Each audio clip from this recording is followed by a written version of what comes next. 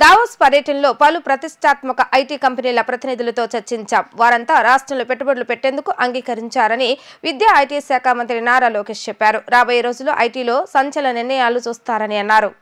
Private కంపెనీలకు కేటాయించిన భూములు, కంపెనీల యొక్క వివరాలు, ఉద్యోగ నియామకాలపై మండలిలో వైసీపీ సభ్యులు అడిగిన ప్రశ్నకు మంత్రి లోకేష్ సమాధానం చెప్పారు. రాష్ట్రంలో విశాఖపట్నంలో ఐటీ పార్కుల్లో ఏపీ ఐఐసీ ద్వారా 54 కంపెనీలకు 295.68 ఎకరాలు కేటాయించామని అన్నారు. నిబంధనలకు అనుగుణంగా భూముల కేటాయింపు, వినియోగం ఉంటాయని అన్నారు. టాప్ 100 డెవలపర్స్ ఐటీ కంపెనీలు బీపీఓలతో సంప్రదింపులు చేస్తున్నామని, ఫార్చ్యూన్ 2500 కంపెనీలతో సంప్రదింపులు చేస్తున్నామని అన్నారు. జగన్ రెడ్డి పాలనలో రాష్ట్రంలో ఐటీ రంగం తిరోగమనంలో ఉంది.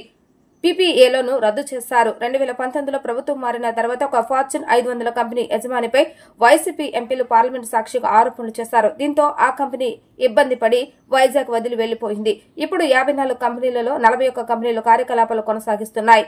11,496 మంది పనిచేస్తున్నారని లోకేష్ చెప్పారు.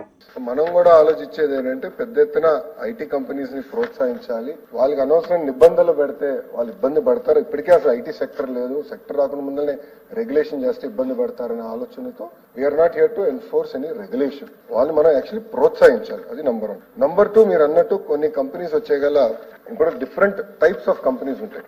ఒకటి అవుట్ సోర్సింగ్ కంపెనీస్, అంటే అవుట్ సోర్సింగ్ చేసే companies, BPOs, business process out sourcing చేసే కంపెనీస్, అది ఒక రకంగా మేము ట్రీట్ చేస్తున్నాం. రెండోది జీసీసీస్, గ్లోబల్ కేపబిలిటీ సెంటర్స్. అంటే ఈ టిపికల్ ఏంటంటే ఫార్చ్యూన్ 2500 కంపెనీస్ వాళ్ళ ఇన్వెస్ట్మెంట్స్ ని, అంటే వాళ్ళ IT services or research services భారతదేశంలో పెట్టాలని నిర్ణయించుకున్నప్పుడు వాళ్ళు అనేక రాష్ట్రాలు చూస్తారు. వాళ్ళకి ఒక రకమైన మనం ఇన్సెంటివ్స్ ఇస్తాం జరుగుతుంది. మూడోది వచ్చేగల భారతదేశంలో ఉన్న కంపెనీలు, అంటే పెద్ద పెద్ద కంపెనీలు, టీసీఎస్ అయి ఉండొచ్చు, కాండ్యూట్ అయి ఉండొచ్చు, విప్రో, ఇన్ఫోసిస్, డెలాయిట్, ఇలాంటి సంస్థలకి వచ్చేగల వాళ్ళకి ఒక రకమైన కేటాయింపులు చేస్తున్నాం. ఇంకో పక్కనకి వచ్చేగల డెవలపర్స్ ఉన్నారు. సో ఈ రోజు మీరు హైదరాబాద్ లో చూస్తే ఇప్పుడు సాలాపూర్ సత్వా కానివ్వండి, రాజ్ పుష్ప కానివ్వండి, అనేక మంది డెవలపర్స్ ఉంటారు. ఆ డెవలపర్స్ అందరూ చాలా స్పష్టంగా వాళ్ళు ఏమంటారంటే మాకు భూములు ఇవ్వండి ఆర్ జాయింట్ వెంచర్ కి రండి, మేము ఇంత స్క్వేర్ ఫుటేజ్ కంపల్సరీగా మేము ఐటీకే వాడతాము. ఏమైనా కామన్ ఏరియాస్ ఏదైతే కమర్షియల్ అలాట్మెంట్ చేసినప్పుడు కామన్ ఏరియాస్ ఉంటాయి, దాంట్లోనే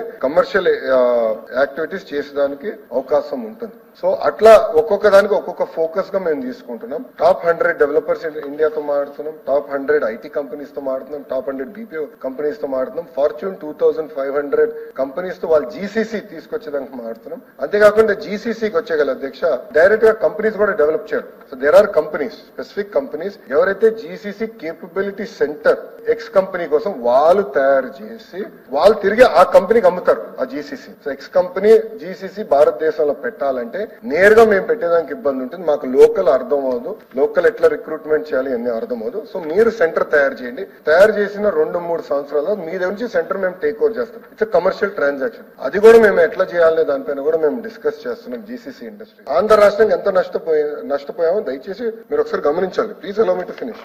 ఇప్పుడు నేను అడిగేది ఏంటంటే చాలా స్పష్టంగా 2019 ప్రభుత్వాలు మారిన తర్వాత ఒక ఫార్చ్యూన్ 500 కంపెనీ యజమానం పైన వైకాపా ఎంపీలు ఏకంగా పార్లమెంట్ సాక్షిగా ఆరోపణలు చేశారు. It is a fact. దానివల్ల ఏమైందంటే ఆ కంపెనీ ఇబ్బంది పడింది, ఆ కంపెనీ వైజాగ్ వదిలి పారిపోయింది. That is also fact. It is a fact. I'm just stating facts. ఎందుకంటే మళ్ళీ ఆ కంపెనీ ఇబ్బంది పడకూడదని ఆ కంపెనీ పేరు ప్రస్తావించట్లేదు. But it is a fact. మీరు చూస్తే చాలా కంపెనీలు వదిలి వెళ్ళిపోతాం అనేది జరిగింది అధ్యక్ష. ఇప్పుడు 54 కంపెనీలో 41 కంపెనీలు they are already implemented functioning. 11,496 మంది పనిచేస్తున్నారు, పిఎఫ్ కడుతున్నారు. Based on those records we're giving అధ్యక్ష. మన ప్రభుత్వం తీసుకునే లక్ష్యం ఏంటంటే మీరు రాబోయే రోజుల్లో కొంచెం సంచలన నిర్ణయాలు చూస్తారు. ఎందుకంటే ఈ రోజు కేవలం ఒక హైదరాబాద్ తో మనం పోటీ పడట్లేదు, ఒక జైపూర్ తో పోటీ పడుతున్నాం, ఒక భువనేశ్వర్ తో పోటీ పడుతున్నాం. ఐటీ రంగంలో పెద్ద ఎత్తున పెట్టుబడులు తీసుకొచ్చేదానికి పొద్దున కూడా అధికారులతో నేను డిస్కస్ చేశాను. మనం ఈజ్ ఆఫ్ డూయింగ్ బిజినెస్ మీద ఫోకస్ చేయాలి. ఇంకా పెద్ద ఎత్తున కంపెనీలని మనం ప్రోత్సహించాలి, తీసుకురావాల్సిన అవసరం ఉంది. వాళ్ళు ఎటుకో రియల్ ఎస్టేట్ చేయలేరు, వాళ్ళు రేపు అమ్మలేరు. ఇది ఎందుకంటే అమ్మాలంటే మళ్ళీ ప్రభుత్వం దగ్గర రావాలి, అది మనం ఎటుకో ఒప్పుకోం. అదే I'm not worried about that. But మన కంపెనీలు పెద్ద ఎత్తున ప్రోత్సహించి ఎకనామిక్ యాక్టివిటీ ఒక ఐటీ రంగంలో విశాఖపట్నం కేంద్రంగా చేయాల్సిన అవసరం ఉంది. సో టీసీఎస్ ఆల్రెడీ అనౌన్స్మెంట్స్ అయినాయి. త్వరలోనే మిలేనియం టవర్స్ ఏదైతే గత ప్రభుత్వం ఖాళీ పెట్టిందో ఆ మిలేనియం టవర్స్ లోనే వాళ్ళు వస్తున్నారు అధ్యక్ష. దాని కొన్ని చిన్న ఇష్యూస్ డీనోటిఫికేషన్ అయిన ఉంటే చేస్తాం జరుగుతుంది. అంతేకాకుండా వాళ్ళకి భూములు కూడా కేటాయించేదానికి వాళ్ళు ఒక భూమి కూడా నచ్చింది. అది మేము నెక్స్ట్ ఎస్ఐపిబి అంటే ఒక 15-20 days లో అది కూడా ఒక నిర్ణయం తీసుకుని కేబినెట్ పెట్టి వాళ్ళు భూములు కూడా కేటాయించబోతున్నాం. ఇతర కంపెనీలతో కూడా నేను డావోస్ లో కలిసాను, ఇంక్లూడింగ్ కాగ్నిసెంట్ కంపెనీతో కలిసాను అధ్యక్ష. ఒక స్టాండ్ తీసుకున్నాం ప్రభుత్వం పరంగా అనౌన్స్మెంట్ డావోస్ దగ్గర చేయకూడదని. సో తిరిగి వచ్చిన వాళ్ళ బోర్డు మీటింగ్ కూడా జరిగింది. త్వరలోనే ఆ అనౌన్స్మెంట్ కూడా విశాఖపట్నంలో మేము చేయబోతున్నాం.